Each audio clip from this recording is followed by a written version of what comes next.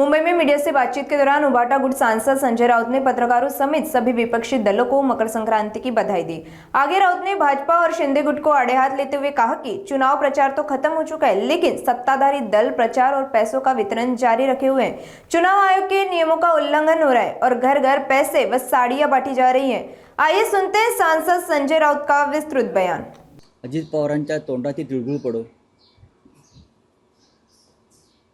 आणि संक्रांतीनिमित्त सर्व माझ्या पत्रकार बंधूंना शुभेच्छा। सर्व वृत्तवाहिन्या ज्या सातत्यानं या निवडणुकीत आधीच्या सर्व निवडणुकीमध्ये झुंज देत आहेत पत्रकार, त्यांना संक्रांतीच्या शुभेच्छा। महानगरपालिका निवडणुकीमध्ये जे आमचे उमेदवार आहेत,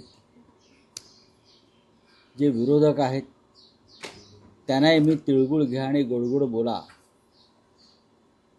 अशा शुभेच्छा देतो। हा अत्यंत एक महाराष्ट्रासह देशभरातला पवित्र सण आहे। राजकीय किलमिशं दूर ठेवली पाहिजेत निवडणुकीनंतर आणि महाराष्ट्र आणि मुंबईच्या विकासासाठी आपण सगळ्यांनी एकत्र आलं पाहिजे।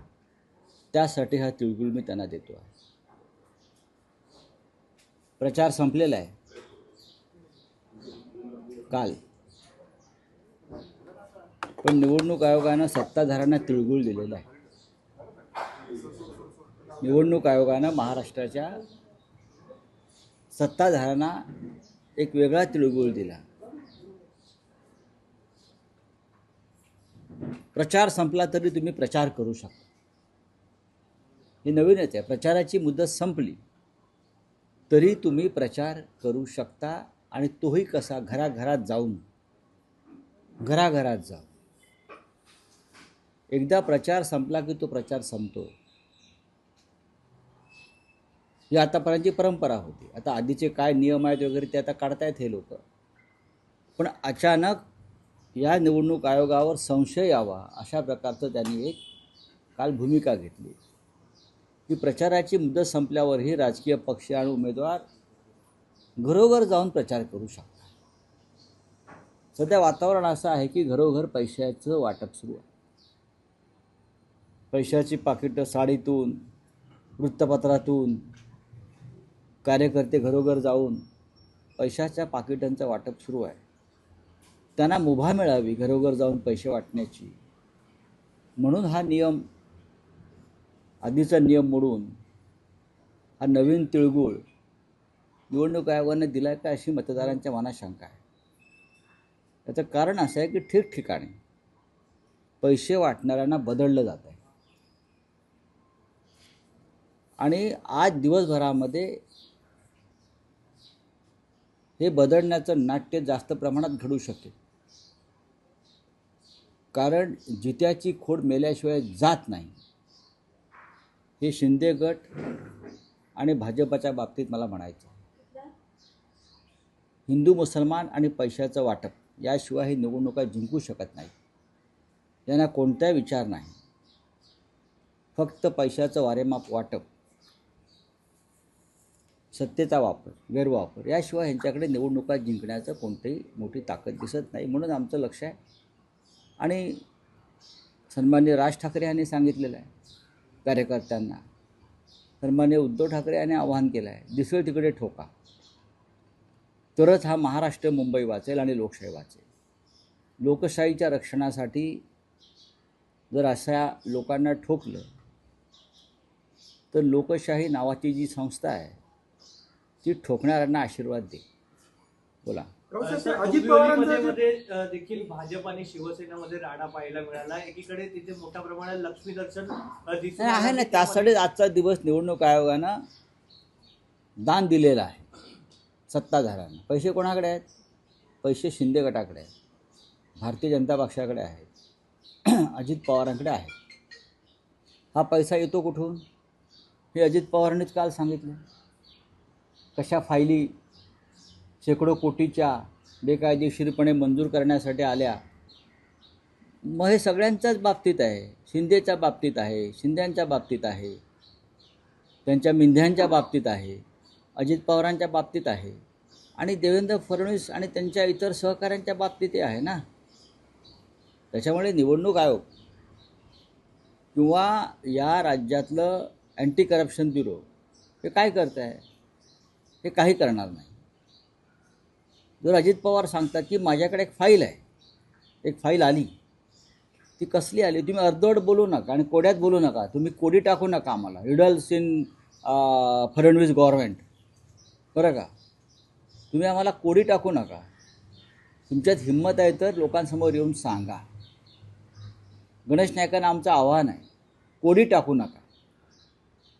एकनाथ शिंदे तुरुंगात जातील असं म्हणताय ना, मग कोणत्या कारणासाठी जाते? एकनाथ शिंदेकडे हरामाचा पैसा आणि हरामाचा पैसा वाटतायत असं फडणवीसांच्या सरकारमधले एक मंत्री सांगतात, गणेश नाईकजी. मग तुम्ही उघडपणे सांगा. याला ब्लॅकमेलिंग म्हणतात. माझ्याकडे आहे, हा बघा बघा, मी उघड करीन, तुम्ही माझं उघडं करू नका, मी तुमची नाडी सोडणार नाही. हे या राजकारणात जे चाललं आहे महाराष्ट्राच्या, ते चुकीचं आहे. सन्मान्य गणेश नाईक असतील, अजित पवार असतील, यांच्याकडे जर काही महाराष्ट्राच्या हिताची माहिती असेल, महाराष्ट्र कसा लुटला जातो याविषयी काही माहिती असेल, तर त्यांनी महाराष्ट्राचे नागरिक, त्यांनी शपथ घेतलेली आहे संविधानाची, त्यानुसार त्यांनी लोकांसमोर उघड केलं पाहिजे. मग अजित पवारांची चौकशी झाली पाहिजे का? चौकशी तपास यंत्रणा सगळ्यांच्या चौकशा बघा, ह्या एकमेकांच्या फाईल्स गुप्तपणे काढतायत आणि एकमेकाला ब्लॅकमेल करतायत. शिंद्यांचं काही काढलं की शिंदे फडणवीसांना ब्लॅकमेल करणार, फडणवीसांविषयी काही बोललं का फडणवीस शिंदे पवारांना ब्लॅकमेल करणार. या महाराष्ट्रामध्ये, महाराष्ट्राच्या राजकारणात आणि सत्तेत एकमेकांना ब्लॅकमेल करून स्वार्थ साधण्याचा प्रकार सुरू आहे. सर, सामनामध्ये तुम्ही सामनामध्ये लेख आलेला आहे की वडापाव जिंदाबाद तोंडात तुम्ही ठेवलेला आहे, रोजगार द्यावा असे तिच्यामध्ये नाही, कसं आहे की देवेंद्र फडणवीस जे आहेत त्यांना महाराष्ट्राचा इतिहास, महाराष्ट्राचा लढा, महाराष्ट्राचा संघर्ष, मराठी माणसाचा त्याग, हिंदू हृदय सम्राट शिवसेना प्रमुख बाळासाहेब ठाकरे यांनी मराठी माणसासाठी केलेलं जीवनभराची तपस्या याच्याविषयी फडणवीसांना माहीत असण्याचं कारण नाही. ते शिवाजी पार्कच्या सभेत थट्टा उडवतात वडापावची, की काय दिलं? वडापावच्या गाड्या दिल्या, आम्ही रोजगार देऊ. किती लोकांना रोजगार दिला? तुमचे 5-25 ठेकेदार भाजपचे कौशल्य विकास योजनेमध्ये जे लाभार्थी आहेत ते सगळे भाजपचे कार्यकर्ते आहेत ना. जय शहाला रोजगार नक्की मिळालेला आहे, अनुराग ठाकूरच्या भावाला रोजगार नक्की मिळालेला आहे. पण तुम्ही किती रोजगार दिला? शिवसेना प्रमुख बाळासाहेब ठाकरेंनी 60 वर्षापूर्वी 65 वर्षापूर्वी तरुणांना सांगितलं, नोकऱ्या मिळत नसतील, आत्ता या क्षणी आपला संघर्ष सुरू आहे, तर वडापावाच्या गाड्या लावा आणि अर्थार्जन करा, रिकामे बसू नका. पुढे हाच वडापावचा उद्योग मुंबई नव्हे, महाराष्ट्र नव्हे, देश नव्हे, तर न्यूयॉर्क, जर्मनी, जगभरात गेला वडापाव. माहिती आहे का तुम्हाला? जगभरात वडापाव मिळतो आज. हा मराठी याचा अभिमान वाटला पाहिजे. आणि मोठी आर्थिक उलाढाल या माध्यमातून मराठी तरुणांनी केली.